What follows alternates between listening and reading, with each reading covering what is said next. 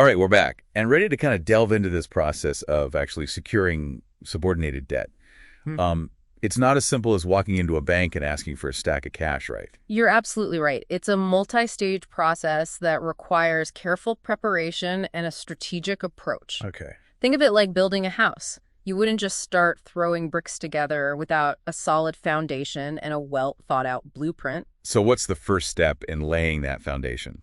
Well, the first step is what we call the application and initial assessment phase. Okay. This is where you gather all your financial documentation, tax returns, financial statements, business plans, those detailed cash flow projections we talked about earlier. Right. It's about presenting a clear and compelling picture of your business's financial health and its potential for growth.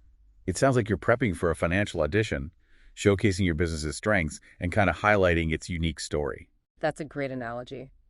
And just like in an audition, you want to put your best foot forward, but you also want to be authentic and transparent.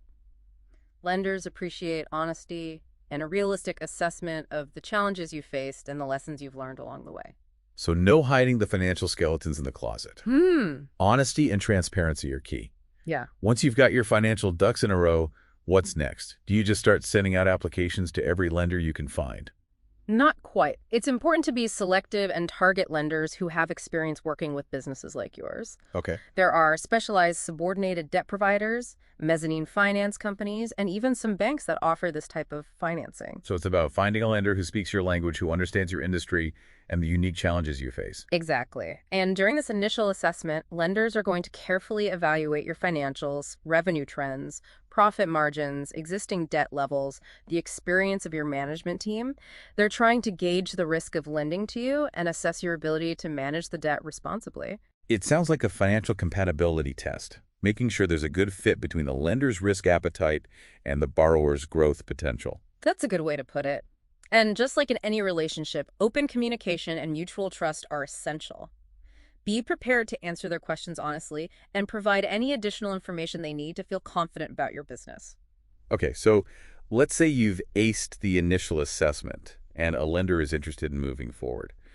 What happens next in this financial courtship? Then comes the due diligence phase. Okay. This is where the lender really rolls up their sleeves and dives deep into your financials. Yeah. They'll scrutinize your financial statements, tax returns, bank statements, all the nitty-gritty details that paint a comprehensive picture of your financial health. So like a financial health checkup, making sure all your vital signs are strong and there are no hidden ailments lurking beneath the surface. Exactly. They're looking for any red flags that might indicate financial instability or potential risks. And this is also where the asset valuation comes in. They'll assess the value of your assets, which could include equipment, inventory, real estate, and even intellectual property. These assets might serve as collateral for the loan, providing an extra layer of security for the lender. Interesting how the value of your assets can impact the terms of the loan. Mm-hmm. The more valuable your assets, the more attractive you become as a borrower. Right. Right. Absolutely. A strong asset base can give lenders more confidence and potentially lead to better loan terms and lower interest rates. Okay, so I've passed the financial physical and my assets have gotten a thumbs up. What's the next hurdle in this subordinated debt obstacle course? Next up is loan structuring and negotiation. Okay. This is where you and the lender sit down at the table and work out the specifics of the loan, the amount, the interest rate, the repayment terms, any special conditions or covenants. It's like crafting a custom-tailored suit, making sure the loan fits your business's unique needs and goals. This is where those negotiation skills come into play. Any tips for navigating this stage of the process and ensure you get the best possible deal? The most important thing is to be prepared. Do your research, understand the market rates for subordinated debt in your industry, Right. and have a clear idea of what you can afford in terms of interest payments and repayment terms. Don't be afraid to ask questions, push back on terms that you're not comfortable with, and even walk away if you don't feel like the deal is right for your business. Remember, you're in the driver's seat. That's empowering. Yeah. It's a reminder that this is a partnership, not a dictatorship. Both parties need to feel good about the agreement. What happens once we've kind of agreed on those terms and conditions? Then comes the closing and funding phase. Okay. This is where you finalize all the legal documents, sign on the dotted line, and make sure all the I's are dotted and the T's are crossed. It's wise to have your lawyer review the agreement to ensure everything is in order and you fully understand all the terms and conditions. Sounds like we're approaching the finish line of this subordinated debt marathon. Yep. Once the ink is dry on those documents, the money just magically appears in your bank account, right? Not quite magically, but it's usually a pretty straightforward process. Once all the conditions are met and the final documents are signed, the lender typically releases the funds via electronic transfer to your business bank account. Okay. And that's when the real work begins. Wait, I thought securing the funding was the finish line. What do you mean by the real work begins? Securing the funding is just the first step. Now you need to manage the debt responsibly, make those repayments on time, and stay in compliance with all the terms of your loan agreement. It's like planting a seed. You've provided the initial nourishment, but now you need to tend to it, water it, and make sure it has the right conditions to grow and thrive.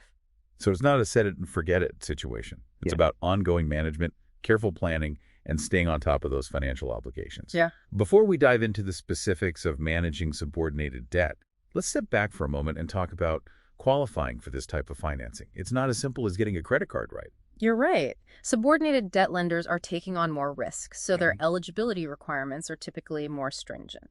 They're going to scrutinize your business's financial performance, credit history, and management team to make sure you're a worthy candidate. So what are they looking for? What makes a business stand out as a good fit for subordinated debt? First and foremost, they want to see a track record of profitability. Okay. They need to be confident that your business is generating enough cash flow to cover those higher interest payments without jeopardizing your operations. Right. They'll also be looking closely at your credit score, both for your business and potentially even your personal credit score if you're a business owner or guarantor on the loan. So it's like applying for a mortgage. They're going to want to see a solid credit history and proof that you can handle debt responsibly. Exactly. Yeah. And they'll also be looking at your debt to equity ratio, which is a measure of how much debt you have compared to your equity. Right. A lower ratio is generally better because it indicates you're not over leveraged and you have a healthy balance between debt and equity. It's all about finding that sweet spot between using debt strategically to fuel growth and not overextending yourself financially. Precisely. And of course, lenders will be looking closely at the purpose of the loan. Okay. They want to see a clear and well-defined plan for how you'll use the funds to grow or improve your business. They want to make sure the loan is going to be used for productive purposes that will ultimately benefit both parties. So it's not enough to just say, hey, I need some cash. Yeah. You need to have a compelling story, a well-thought-out plan, and a clear vision for how those funds are going to help your business thrive. I guess that's where a solid business plan comes in handy. Absolutely. A well-crafted business plan is essential. It not only outlines your vision and strategy, but it also provides the lender with detailed financial projections demonstrating how you plan to generate enough revenue to cover the loan repayments and achieve your growth goals. It's like presenting a roadmap for your business's future, showing the lender that you've thought things through and you're prepared for the journey ahead. Exactly. You need to convince them that this subordinated debt is a win-win proposition, that it will not only help your business flourish, but it will also provide them with a solid return on their investment. Okay, so let's say I've got all my financial ducks in a row. My credit score is sparkling, and my business plan is so impressive it could win an award. What kind of paperwork do I need to gather to actually apply for subordinated debt? Be prepared to provide a comprehensive package of documents that gives the lender a thorough understanding of your financial history and current standing. They'll want to see your business plan, of course, but they'll also require detailed financial statements for at least the past 3 years, including balance sheets, income statements, and cash flow statements. It sounds like they're going to want to see the full financial picture from your past performance to your future projections. Exactly. They'll also need your tax returns, bank statements, and potentially even personal financial statements if you're a business owner or guarantor on the loan. And depending on your industry, there might be additional documentation required, such as licenses, permits, or contracts with major clients. So you're essentially opening up your financial life for their inspection, allowing them to get a complete picture of your financial health before they make a decision. That's right. They want to be thorough in their assessment, especially with subordinated debt, which carries more risk than traditional loans. Okay, I'm starting to understand why this process can feel a bit daunting. It's not for the faint of heart or those who are averse to paperwork. It does require a certain level of organization and attention to detail. But remember, lenders aren't trying to make things difficult. They're just trying to protect their investments and ensure the loan is a good fit for both parties. That makes sense. But let's face it, not every business sails through this qualification process with flying colors. What are some of the common challenges businesses encounter when trying to secure subordinated debt? Well, one of the biggest hurdles is demonstrating strong financial performance. Lenders want to see consistent profitability, healthy cash flow, and a manageable debt-to-equity ratio. If your business is relatively new or you've had some financial bumps in the road meeting, those criteria can be a challenge. So it's like trying to join an exclusive club. You need the right credentials to get past the bouncer. What about collateral? Does that play a role in qualifying for subordinated debt?